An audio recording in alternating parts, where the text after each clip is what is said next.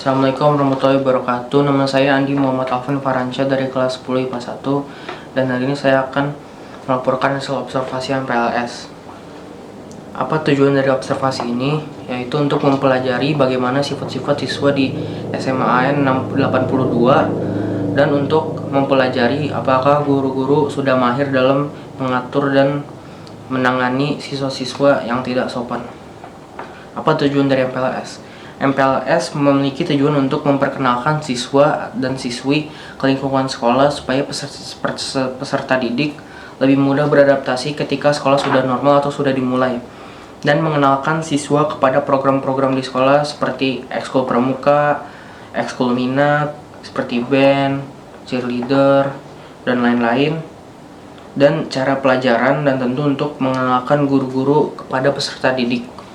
Kriteria aspek yang harus dilaporkan: 1. Perilaku peserta didik. 2. Aktivitas yang dilakukan.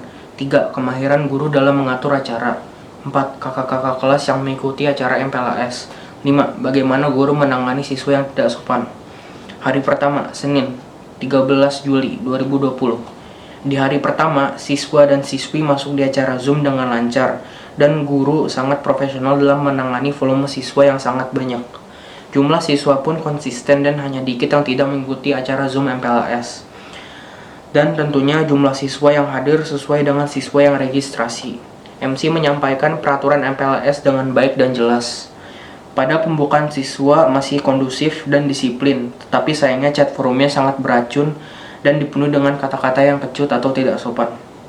Dikarenakan memakai Zoom, para siswa dan siswi tidak bisa menyalakan mikrofon untuk bernyanyi ketika disuruh untuk bernyanyi lagu Indonesia Raya. Karena jika mikrofon dinyalakan, maka suara lagu iringan tidak akan terdengar dan hanya terdengar suara berantakan saja. Sambutan kepada kepala sekolah berjalan dengan mulus dan forum bersifat kondusif, tetapi tetap ada peserta didik yang tidak menyalakan kamera dan harus ditegur oleh Bapak Kepala Sekolah sendiri. Pada serah terima peserta didik, perwakilan murid-murid sangat rapi dan profesional. Setelah pembukaan selesai, ditunjukkan profil SMA AN 82 dan para wali kelas. Siswa dan siswi sangat semangat ketika menyambut wali kelasnya. Sayangnya, setelah penutupan chat forum menjadi lebih tidak sopan, tetapi guru dengan profesional mendisiplinkan peserta didik. Hari kedua, Selasa, 14 Juli 2020. Di hari kedua, siswa dan siswi masuk dengan konsisten saat pertemuan wali kelas di kelas saya, 10 IPA 1. Tetapi masih ada yang terlambat dan tidak berpartisipasi. Tapi rata-ratanya semuanya masuk.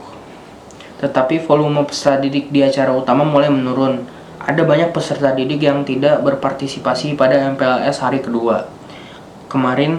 Padahal kemarin mereka sudah mengikuti MPLS yang ke-1 dan masih sama seperti kemarin.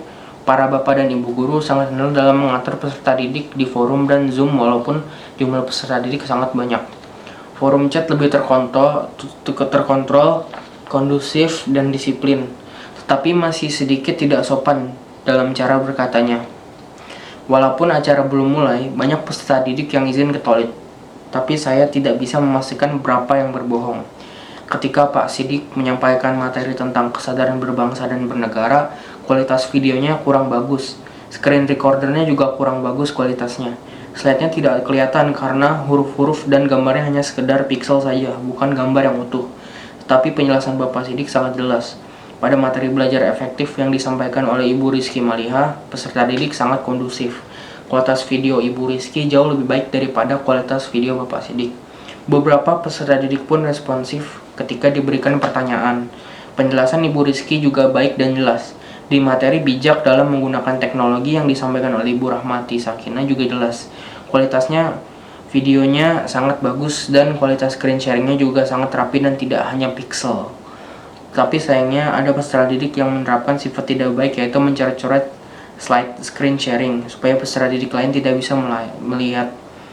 Sifat ini adalah sifat yang terburuk dari MPLS di bawah memakai kata-kata yang tidak sopan di forum chat. Namun secara keseluruhan acara MPLS di hari kedua berjalan dengan lancar. Hari ketiga, Rabu 15 Juli 2020. Di hari ini para peserta didik hampir hadir semua dan absensi lengkap.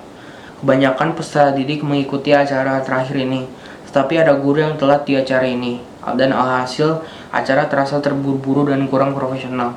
Di materi kepramukaan, kualitas videonya bagus dan Bapak Erwin menjelaskan materi dengan mahir dan bersemangat. Peserta didik kelihatannya memakai baju pramuka semua. Di materi kesiswaan, sopan dan santun, para peserta didik mulai turun. Kakak-kakak OSIS sangat mahir dalam menyampaikan materinya dan menjawab pertanyaan peserta-peserta didik baru. Kualitas video dan screen sharing juga sangat bagus. Saat pengenalan ekskul kakak kelas, banyak peserta didik yang bersemangat untuk masuk ke ekskul yang diminatinya. Namun sayangnya, saat presentasi ekskul tertentu, sopan dan santun peserta didik mulai turun. Mereka menanyakan hal-hal yang tidak seharusnya ditanyakan ke kakak kelas.